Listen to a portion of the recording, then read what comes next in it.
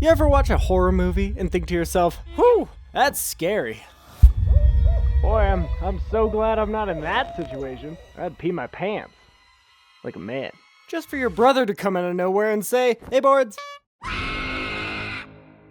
You, me, and some friends are going to the 13th floor tonight, and they're requiring everyone to sign a special waiver because it's supposed to be the scariest freaking thing you've ever experienced, and you could potentially die young of a heart attack. Yeah, alright. If you've never heard of the 13th floor before, it's a haunted house, which is supposed to be incredibly scary. And normally, in haunted houses, the actors aren't allowed to, scare you and actually touch you. And this place is the same way. However, the problem here wasn't the actors laying hands on me, it was me accidentally laying hands on the actors. Let's just say some interesting stuff happened.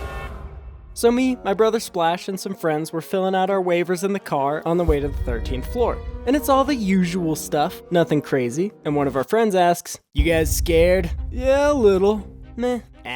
For Splash and I, haunted houses are funny, not scary. And it's a bit of an unspoken competition between us that every time we go to a haunted house together, we try and make all the actors that work there break character. So that is the one goal for tonight. Get at least one person who's trying to scare us to break character and laugh. So we're pulling up to this place. You want a hot Cheeto? And we get to the front to see probably the scariest thing this place has to offer. The line. We're working our way through, just talking about what we're gonna do to get these actors to break character, when we see this one predator-looking guy peeking around from the corner. And he starts sneaking towards our group in line, while our oblivious friend is just talking. Yeah, I just don't get scared that easily. I kinda have a willpower of iron. If someone tried to rob me at gunpoint, I'd just be like, psh, you're just scared to fight me with your bare hands. You have bare hands? And I'd be like, where'd you get that gun from anyway? eBay? Boo. That was just unexpected, okay? And completely unrelated, but I spilled lemonade on my pants earlier, so that's what that is. We finally get to the front of the line, and we're met with the scariest thing I've seen yet. Hey guys, it's just gonna ask you a couple of questions. We finally get to the entrance, and there's this guy at the front handing out glow sticks, asking everyone at the front of the line, what's your biggest fear? Spiders? Oh good, you'll need this. I hear they're drawn to the light.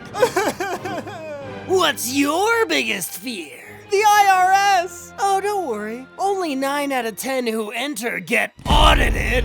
Ah! And you two, what are your biggest fears? Billingsley, I do believe he asked you a question. Oh, my apologies. Pray tell, what was your inquiry? I said, what's your biggest fear? Oh yes, I would have to say it's losing track of 47 tabs whilst attempting to order a Victorian sponge cake online. A man can only take so much digital disarray.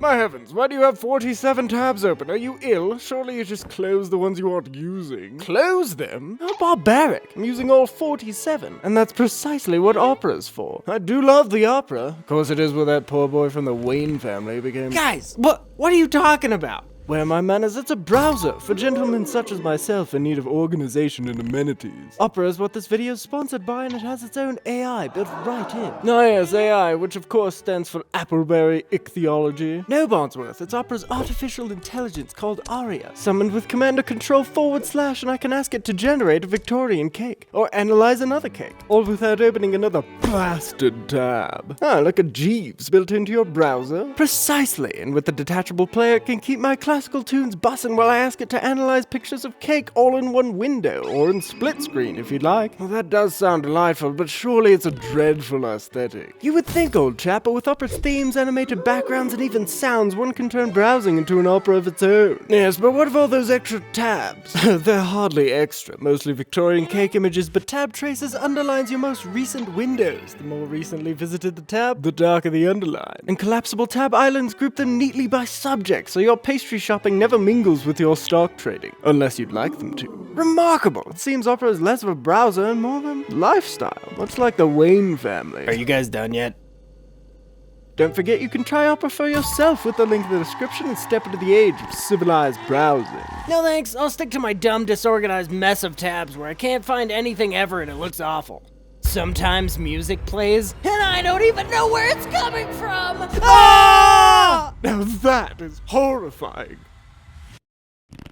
And you, what's your greatest fear? I got this. My greatest fear is sending a joke to my group chat, and not only does no one laugh, but it somehow kills the entire conversation!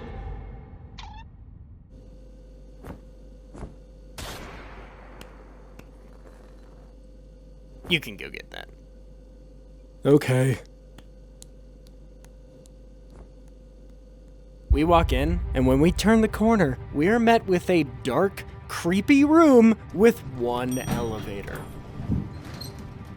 We all pile in, and what floor are you going to? 13. 13, you say? It's a shame this elevator isn't working properly. It hasn't worked right for years. Allow me to just...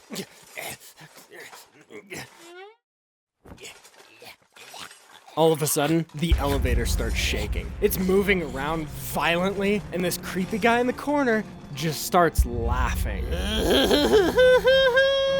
Once we reach floor 13, there's no going back.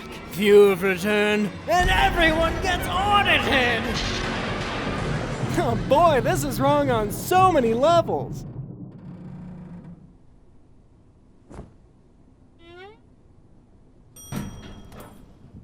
We pile out of the elevator into the first room. The actors are jumping out at us and screaming. Mint? But we still have our one goal. Care for a cough drop?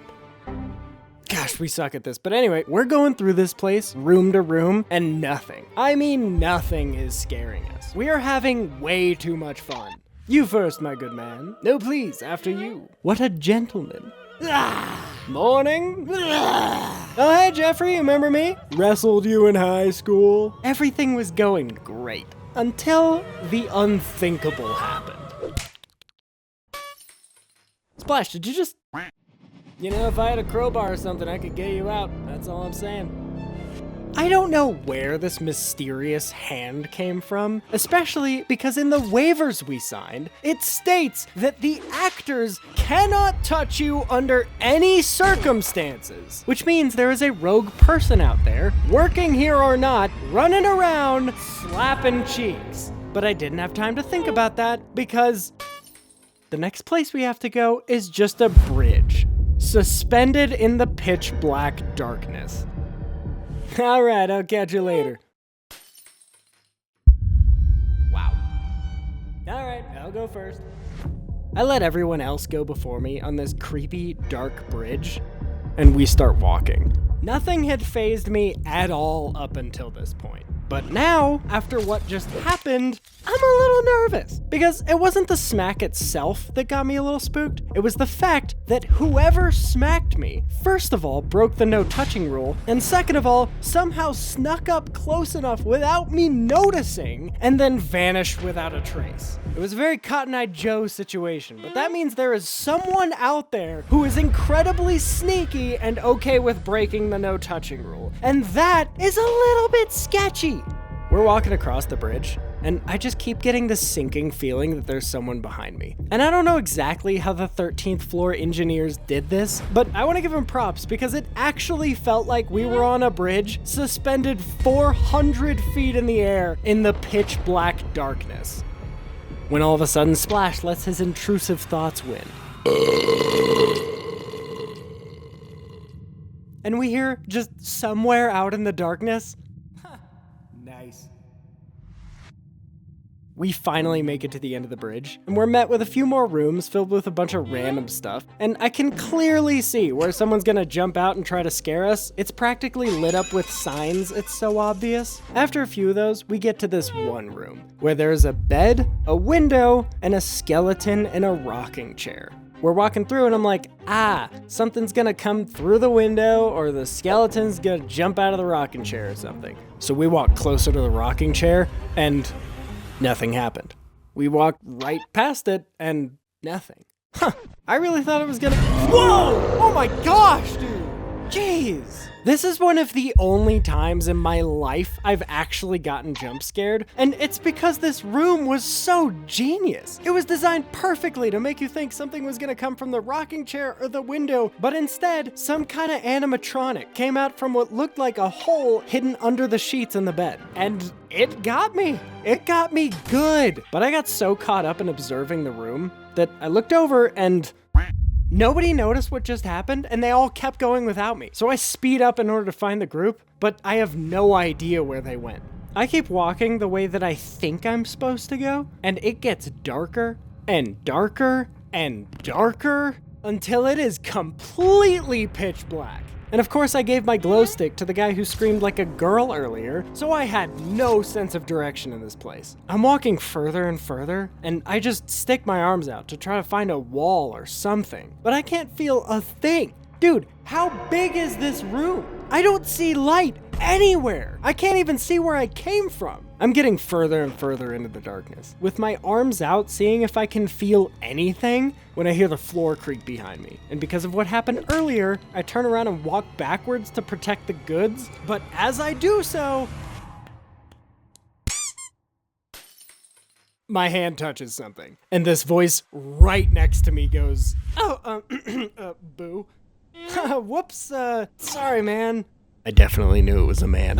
It's okay. Yeah. Hey, listen, do you know how to get out of here by chance? Oh, yeah, the exit is that way. Dude. Oh, right, just keep going the way you're going. Alright, thanks, dude. Sorry again. No worries.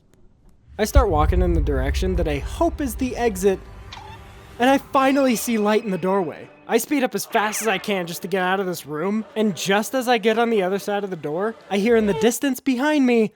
Dude, I just watched that whole thing. That was so weird. You should sue that guy. It sounded like there were a dozen people out there in the darkness, whose eyes must have been fully adjusted to seeing in the dark because they apparently watched that whole thing go down. I got the heck out of there, and I finally catch up with the group. All right, I think that was it. That looks like the exit right there. And I'm like, dope, let's get out of here. And right then, a door bursts open and a dude with a chainsaw starts sprinting at us, and we book it towards the exit. He chases us all the way out to the parking lot, and we ran back to the car as fast as we could. Oh, dude, that was awesome! Yeah, I definitely made a couple of people laugh. What about you, Boards? You break anyone's character? Haha, yeah, you could say that. You know, actually, I did. I got a bunch of people to laugh. Oh, that's awesome. I hope we brought some joy and laughter into their day. Haha, yeah, me too. Of course, everything in a haunted house is staged, except for stuff like that, which means this is nothing compared to the time where I actually encountered something insane that was right outside of my window just a few years later. Definitely check out that video if you haven't already. Hit the link in the description and check out my merch. Subscribe if you enjoyed, and thank you everybody so much for watching.